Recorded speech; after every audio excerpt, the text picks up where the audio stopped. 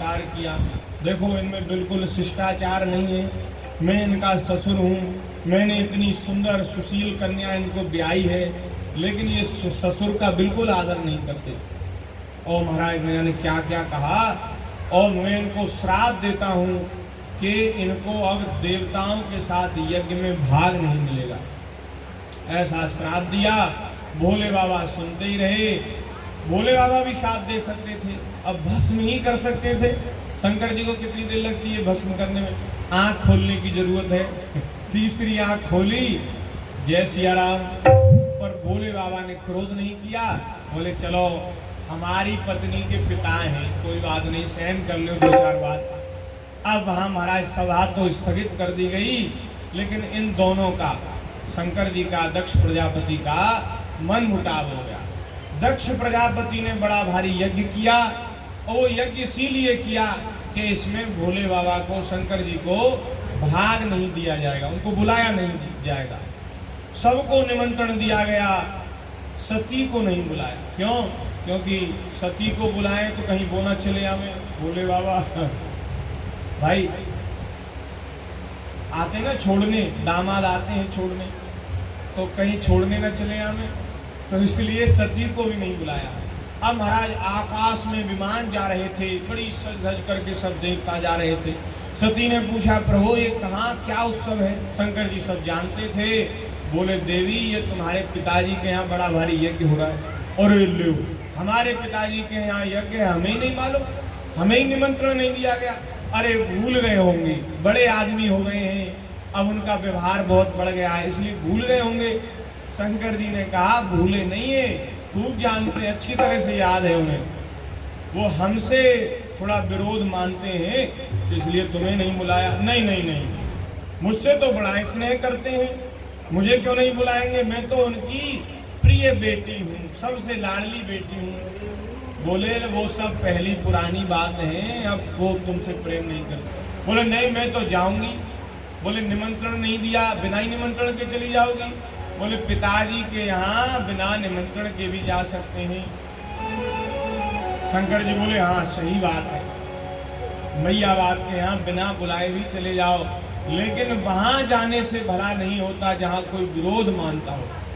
जहां विरोध माने कोई, तो चाहे कोई कितना भी प्रिय हो, उसके यहाँ जाने से भला ही नहीं। शंकर जी ने समझाया, लेकिन सती जी नहीं समझी, बड़ी नाराज हो गई। हाँ, स्त्रियां तैयार हो जाएं जाने के लिए और मना कर दो, नहीं पियर नहीं जाओगी। अब फिर महाराज इनका क्रोध का पारा चढ़ जाता है। ऐसी महाराज क्रोध की लाल लाल नेत्रों से देखने लगी जैसे शंकर जी को भस्म कर देंगी। ऐसे भोले बाबा देव सोच रहे, क्या आफत आई भैया, तुम जाना हो तो जाओ, हमें क्या भस्म करोगी? जाओ जाओ। अपने गढ़ साथ भेज दिए और सती जी चली हैं। शंकर जी की आज्ञा नहीं मानी और अपने पिता के यज्ञ में पहुंची। पिता ने महाराज बात भी नहीं की। माता तो थोड़ी हंस के बोली, दक्ष प्रजापति ने बात नहीं की, अपमान हुआ। यज्ञ में भी देखा कि यहाँ शंकर जी का कहीं भाग नहीं है, तो उन्हें बात समझ में आ गई कि जो हमारे पतिदेव कह रहे थे वो बात सब सच्ची है। मैंने उनकी बात नहीं मानी, मैंने कितना बुरा किया। अपने पिता के प्रेम के कारण मैं अपने पति का तिरस्कार करके भी दौड़ी दौड़ी आई हूँ, लेकिन देखो यहाँ पिताजी ने एक बार भी नहीं पूछा बेटी कैसी है। उनको बड़ा बुरा लगा। एक तो अपना अपमान, पति का अपमान उनसे सहन नहीं हुआ। उन्होंने महाराज वहाँ अपने पिता को और सभी सभासदों को सुना करके बड़ी महाराज गालियां दी। पिता को बड़ा भला बुरा कहा। उन्होंने कहा, शंकर जी का द्रोही मेरा पिता और उस पिता के देह से उत्पन्न मेरा शरीर। बोले, अब मुझे ये स्वीकार नहीं, मेरा संबंध इस दक्ष प्रजापति से है, ये मेरे लिए बड़ी लज्जा की बात है। अब मैं शरीर को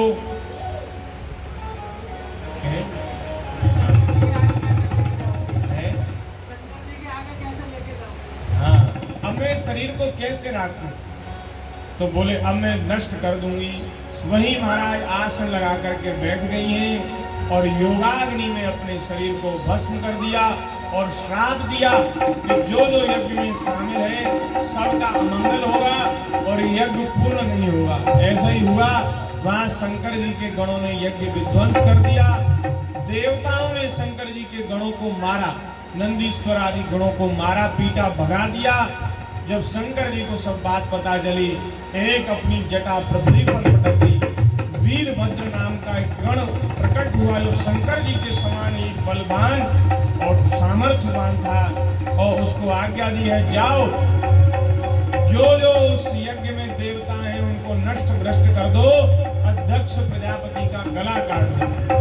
वे गए वीरभद्र जी, और वहां जाकर के महाराज देवताओं को बड़ा भारी दंड उन्होंने दिया। किसी का हाथ टूटा, किसी के पैर टूटे, किसी की दाढ़ी उखड़ गई, किसी के दांत टूट गए, और महाराज दक्ष प्रजापति का सर काट दिया, और मुख्य वेदी, मुख्य यज्ञ मंडप में उस सिर को ही हवन कर दिया, स्वाहा। जहां शंकर जी जैसे महापुरुष का विरोध होगा, वहां ऐसे ही होगा। अब तो महाराज देवता दौड़े दौड़े गए ब्रह्मा जी के पास, महाराज अनर्थ हो गया। ब्रह्मा जी ने कहा, भैया ये तो होना ही था, इसीलिए तो हम नहीं गए यज्ञ में।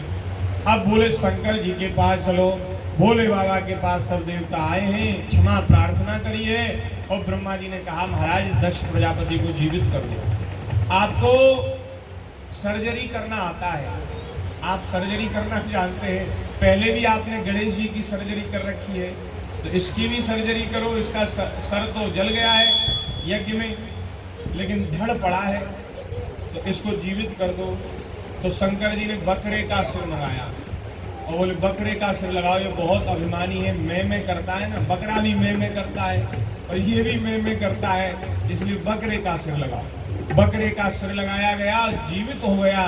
दक्ष प्रजापति ने शंकर जी से क्षमा मांगी है, और फिर बाद में उन्होंने शरीर का त्याग कर दिया।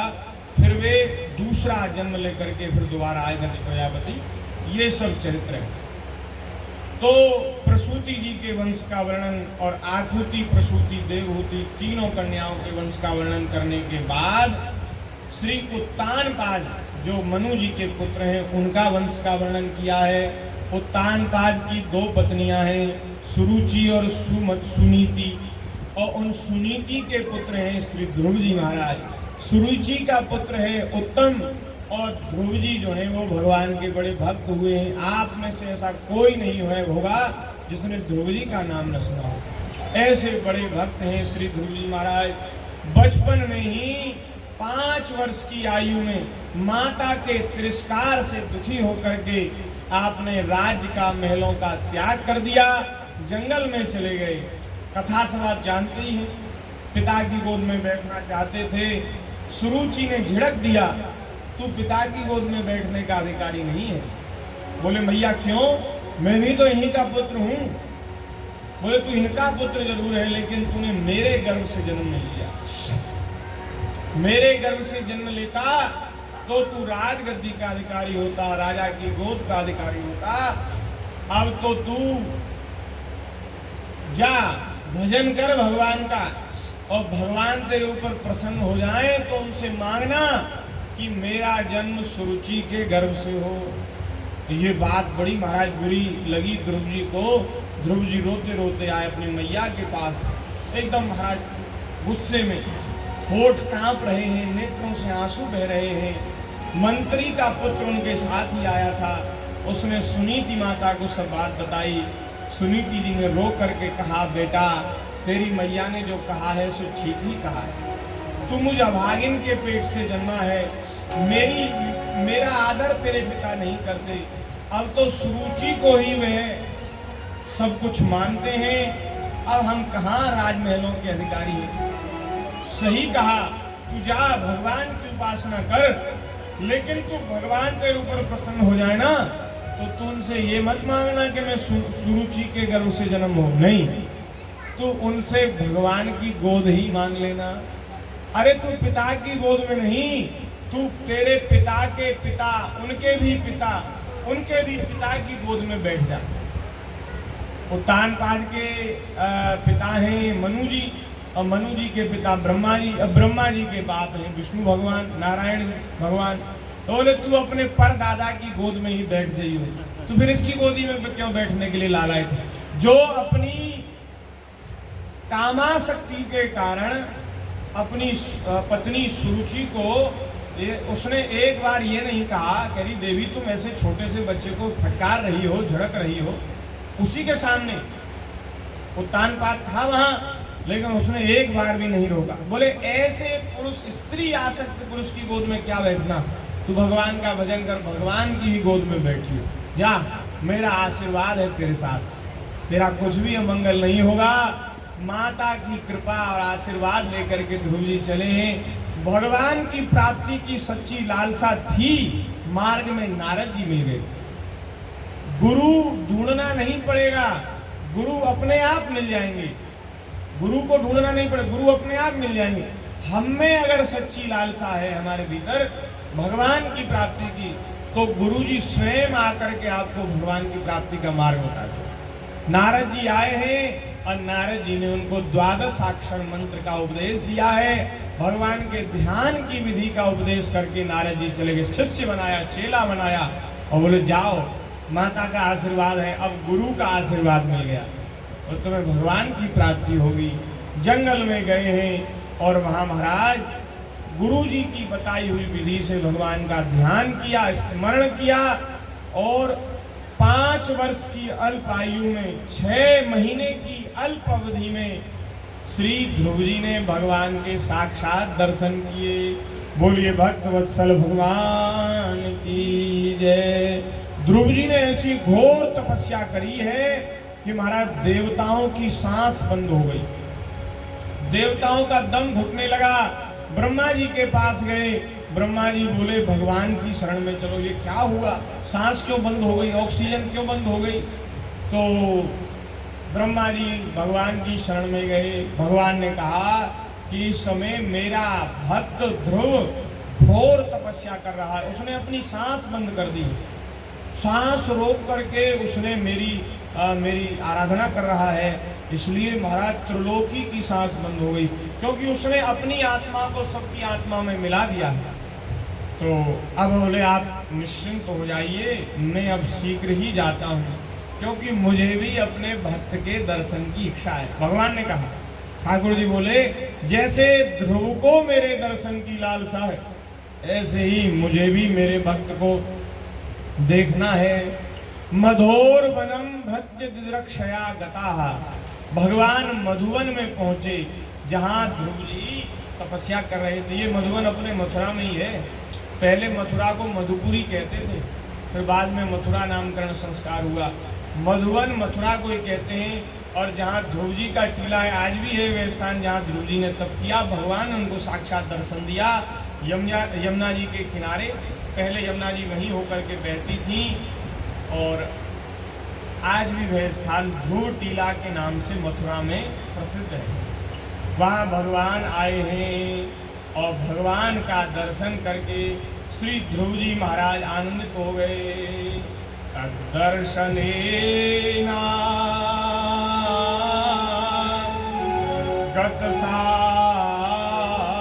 गतसाध्वसहचिता ववन्दतांगं जिनमयी दण्डवत् द्रग्भ्यां प्रपश्यन् प्रपिबन् निवार्भक चुम्बन् निवासेन भुजेरिवासिसन। जो यहाँ भागवत जी में लिखा है, महाराज प्रभु का दर्शन पाकर ध्रुव जी को इतना आनंद हो गया कि पृथ्वी पर दंड के समान लौटकर प्रणाम किया, फिर खड़े होकर के भगवान के स्वरूप को देखने लगे। ऐसे देख रहे हैं कि दृष्टि से उनको पी जाएंगे, मुख से चूम लेंगे, भुजाओं में कस लेंगे। ऐसे भगवान को प्रेम से देख रहे हैं, हाथ जोड़ करके खड़े हैं, स्तुति करना चाहते हैं, लेकिन पढ़े लिखे तो कुछ है ही नहीं। छोटी सी आयु के 5.5 साल के बालक हैं, अब वो स्तुति करना क्या जाने, कैसे भगवान की स्तुति करी जाए। तब भगवान ने उनके मनोभाव को जाना। अपना शंख, चतुर्भुज रूप से भगवान आए थे, हंस पर गरुड़ पर बैठकर अपने हाथ में शंख चक्र गदा पद्म धारण किए हैं। अपना शंख भगवान ने ध्रुव जी के कपोल से, गाल से छुआ दिया। जैसे ही शंख का स्पर्श कराया उनकी वाक शक्ति प्रकट हो गई और उन्होंने महाराज भगवान की स्तुति करी। योऽन्तः प्रविश्य मम वाच इमां प्रसुप्तां संजीवयत्यखिल शक्तिधरः स्वधाम्ना अन्यांश्च हस्तचरणश्रवणत्वगादीन् प्राणान्नमो भगवते पुरुषाय तुभ्यम्। हे भगवान, आप अंतर्यामी हैं, मैं आपको प्रणाम करता हूँ। सर्वशक्तिमान आप ही मेरे अंतःकरण में प्रवेश करके अपने तेज से मेरी सोई हुई वाणी को सजीव कर रहे हैं। हाथ, पैर, कान, त्वचा आदि अन्यान्य इंद्रियों एवं प्राणों को आपके ही द्वारा चेतना प्राप्त हो रही है। ये सारा शरीर आपकी ही शक्ति से संचालित हो रहा है। महाराज, मैं आपकी स्तुति करना कहाँ जानूं? ये तो आपकी कृपा से मैं आपकी स्तुति कर रहा हूँ। महाराज ध्रुव जी ने कहा, प्रभु मेरे मन में इच्छा थी कि मुझे भी राज्य मिले, मुझे भी पिताजी का वात्सल्य मुझे मिले, पिता की गोद मिले, लेकिन मेरे हृदय की मलिनता दूर हो गई। अब मुझे राजपाट नहीं चाहिए। बोले महाराज, अब तो मुझे आप अपने चरणों की सेवा में रख लीजिए, आप अपनी भक्ति प्रदान कीजिए। भक्ति मांग रहे हैं श्री ध्रुव जी। वे कह रहे हैं महाराज, आपकी कथा सुनने को मिले और आपके प्राण प्यारे भक्तों का संग मिले। भगवान की भक्ति और भक्तों का संग, ये दो चीजें मांगी हैं। बस ये कह करके फिर हम आगे बढ़ेंगे। भक्तिं मुहुः प्रवहता